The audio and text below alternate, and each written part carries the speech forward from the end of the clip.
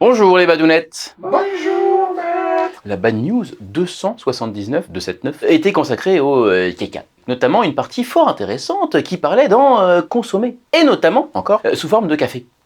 T'as un café qui est à base de grains de café macérés dans l'estomac d'un petit animal, je sais plus comment il s'appelle. Ah bon? Oui, apparemment c'est le meilleur café du monde aussi. Hein. L'oiseau jacu du Brésil, une sorte de gros faisan, raffole des cerises de café. Et il est très délicat, très fin gourmet. Il ne choisit que top du top.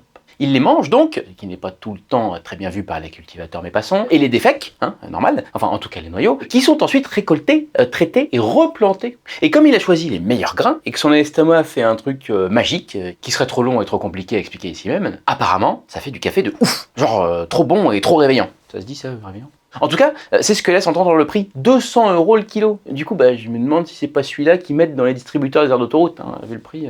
Ou dans n'importe quel bistrot parisien en fait. Surtout depuis les JO. Le Kopi Luwak fait pareil en Indonésie visiblement. Mais c'est moins bien, parce que c'est une sorte de civette, une fouine. Et il a plus d'acide dans le bide, et donc ça abîme un peu les grains. En plus, le Brésil, il nique l'Indonésie en foot, donc t'as plus envie de leur acheter du café, forcément. Après, j'ai été interpellé par l'extrait peu après la 9e minute. Les gens qui congèlent leur étron pour se baiser avec.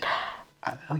Je suis à peu près sûr d'avoir lu quelque part qu'un explorateur s'était perdu, je sais plus où sur la banquise, s'était enterré sous la neige pour dormir et avait ensuite façonné son caca sous forme de pic avant de le laisser se congeler pour pouvoir se sortir de la neige transformée en glace pendant la nuit. Mais alors, impossible de retrouver cette histoire. Du coup, si vous avez le nom du mec, écrivez-le en commentaire. Vous n'obligerez pas, ce faisant, un ingrat. Au revoir les badounettes. Au revoir, maître.